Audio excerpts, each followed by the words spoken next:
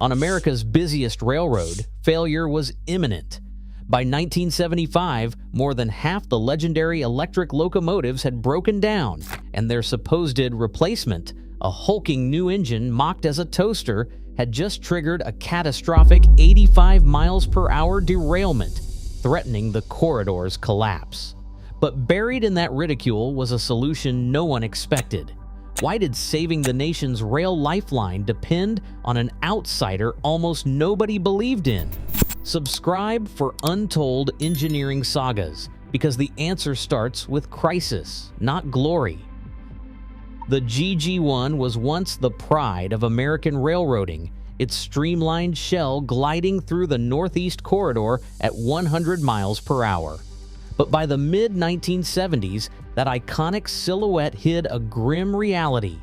In the echoing halls of Wilmington and Altoona, crews faced a daily struggle. Mechanics traced their fingers along growing cracks in the massive steel frames, some dating back to 1934. Welders patched seams that had already been patched twice before. Under harsh fluorescent lights, tangled bundles of brittle wiring snaked through the engine rooms, insulation flaking away with every vibration.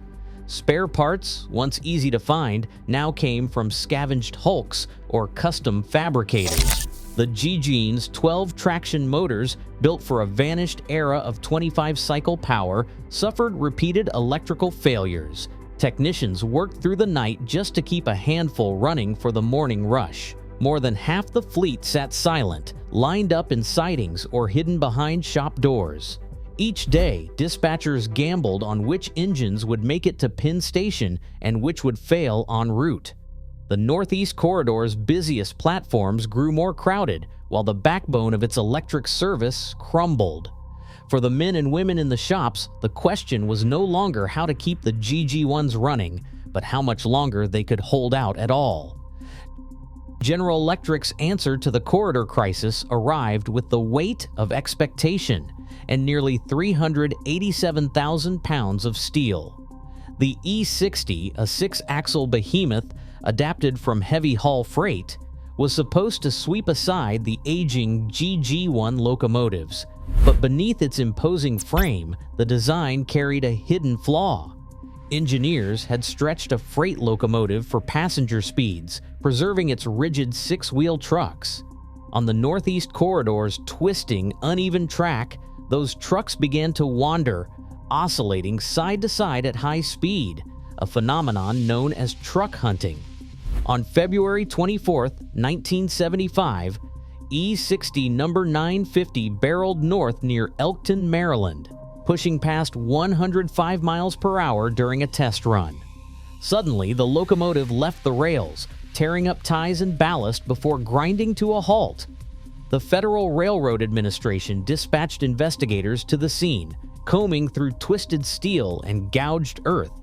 Their report, HR 75-3, pointed squarely at the E60's truck and bolster design. Vibratory yawing, the report said. The trucks simply could not stay aligned at speed. The response was immediate. The Federal Railroad Administration imposed a strict speed cap of 85 miles per hour on the entire E60 fleet.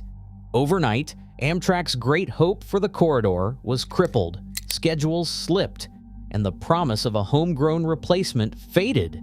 General Electric engineers scrambled to propose fixes, but the fundamental mismatch, freight hardware forced into a passenger role, proved stubborn.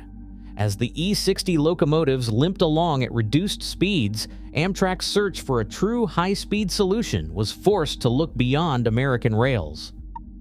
On a rain-slick stretch of the Northeast Corridor, two European locomotives faced a test no sales brochure could gloss over. The French CC 21000, a heavyweight with 6 axles and nearly 115 tons of mass, strained for grip as its wheels spun on wet rail. Engineers logged the data, time to speed, wheel slip, amperage spikes, while the locomotive's rheostatic controls tried to compensate. Each acceleration curve flattened as the CC 21000 lost precious seconds regaining traction, its sheer weight proving more a liability than an asset on the corridor's sharp curves and unpredictable weather. Then came the Swedish Rc4. Compact, with 4 axles and about 101 tons, it had an advantage that was invisible: a solid-state thyristor traction system. Instead of brute force, the Rc4 modulated power delivery hundreds of times per second.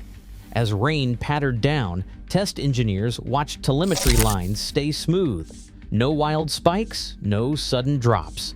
The Rc4 launched from a standstill, its wheels gripping even on slick track, acceleration curves rising clean and steady. On adhesion graphs, the Rc4 traced a higher, more consistent line, maintaining traction where the heavier French machine faltered. Every run confirmed the pattern. The Rc4 reached target speeds faster, recovered from slips instantly, and handled the corridor's tightest turns without drama. Data overlays told the story: lighter weight, smarter control, and relentless consistency. For Amtrak engineers, the numbers made the decision clear. The future of America's busiest railroad would depend not on the biggest machine, but on the one that could think on its feet. Amtrak's solution took shape not in a boardroom, but on the factory floor in LaGrange, Illinois. After the Swedish Rc4's performance on American rails, Amtrak struck a deal to license that technology, blending European engineering with American assembly. Shipments of key electrical equipment, transformers, traction systems, and solid-state controls arrived from Sweden for installation by General Motors' electromotive division workers. The result was a locomotive unlike anything built for the Northeast Corridor before. At just 51 feet long and weighing about 101 tons, the new AEM-7 was compact and efficient. Its stainless steel body stood in sharp contrast to the hulking E60 locomotives and the grand old GG1 locomotives. 4 axles, each driven by advanced traction motors, delivered roughly 7,000 horsepower to the rails. Instead of relying on brute mass, the AEM-7's modular electrical cabinets and accessible components reflected a philosophy of practical serviceability. Cooling fans, circuit breakers, and control modules could be swapped out in hours, not days. On the shop floor, American workers learned to integrate Swedish precision with domestic standards. Early test runs drew sideways glances and a steady stream of nicknames, the Toaster Chief among them, thanks to its boxy silhouette and brushed metal finish. But for all the jokes, the AEM-7's numbers spoke for themselves: lighter, faster, and far more adaptable to the corridor's demands than anything before it. The backbone of the Northeast Corridor was being rebuilt, one unit at a time. Snow hammered the Northeast Corridor in February 1983, coating rails in ice and sleet. Most locomotives struggled for grip, but the AEM-7 locomotives kept schedules moving. Crews watched as the solid-state traction system adjusted power in real time, preventing wheels from spinning out on slick steel. Logs from that winter show AEM-7 locomotives accelerating smoothly out of Newark, even as older engines stalled behind them. Engineers credited the locomotive's anti-slip technology, which could sense and correct for changing conditions hundreds of times per second. When a power module failed, shop workers swapped it out in under 3 hours. No heavy lifting, no days lost waiting for custom parts. This modular design meant that even after back-to-back storms, AEM-7 locomotives returned to service almost immediately. Mechanics who once dreaded winter breakdowns now found themselves with time to spare as the new engines racked up record miles between repairs. On the corridor, reliability was not just a number, it was the difference between a packed platform and a train that arrived on time. When Amtrak introduced the HHP-8 locomotives at the turn of the millennium, the promise was clear: a new era of speed and sleek design for the Northeast Corridor. Yet in the quiet corners of maintenance bays, a different story unfolded. Fault indicator panels on HHP-8 locomotives lit up with alarming regularity. Traction inverter warnings, Cooling system alerts, transformer failures.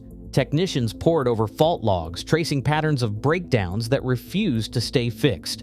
The numbers on reliability charts told a stark story. Mean time between failures for the HHP-8 locomotives lagged far behind expectations, often falling short of even the decades-old AEM-7 locomotives. Dispatchers planning the morning rush learned to keep extra AEM-7 locomotives on standby.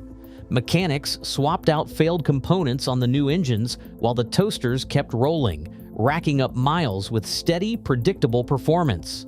The HHP-8 locomotives cycled in and out of service, their advanced systems proving stubbornly fragile.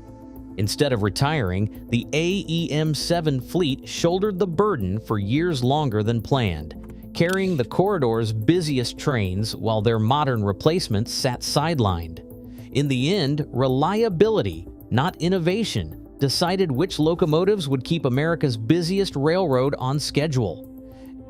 Every day, over 2,200 trains still race the Northeast Corridor, proof that overlooked solutions can define our future.